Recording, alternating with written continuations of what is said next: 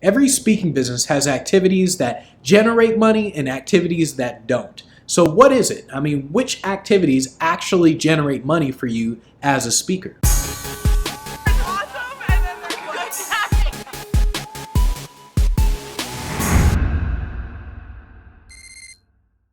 Here's the thing, when you know what your money makers are, you get more done simply because you're doing the right things versus wasting time on doing all the things that you shouldn't be doing. If you want to be good at chess, but you end up practicing checkers all day, you're never going to get good at chess. And the same goes with your speaking business. If you want to build your speaking business, but you end up doing the wrong things all day, every day, you're never going to build it no matter how great you are. What are the money-making activities? Well, first, it depends on what kind of speaking business you're building. If you're building like a seminar business, an expert type business, you're positioning yourself as the authority, there are essentially 3 activities that you have to do all day, every day. Number 1 is you create content. You got to create content nonstop. Number 2, you got to obviously send emails to your list. When you're building a list, you got to send the emails and deliver that content. And number 3, you got to get traffic. So you got to get traffic in order to build the list, in order to create the content and deliver that content via email. 1 content, 2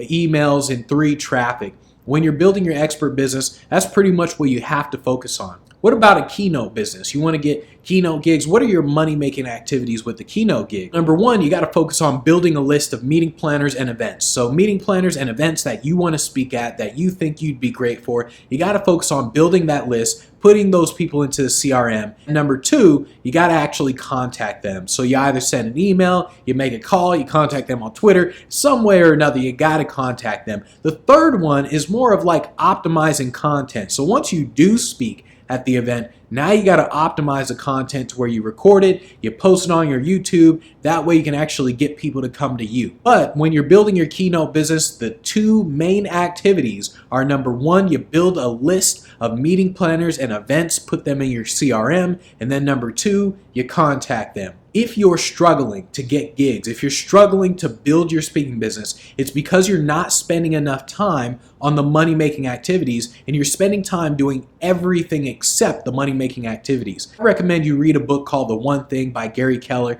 He really goes into detail about figuring out what your one thing is that really blows up your business. If you're building up your expert business, it's going to be content, emails, and traffic. Or number 2, if you're building up your keynote business, it's going to be finding events and contacting those events. Those are pretty much your money-making activities. If it's anything other than those, you're wasting your time and your energy, and that's why it might be hard to get on stages. So focus on getting on stages. Focus on doing the right things. That's how you're going to build your speaking business.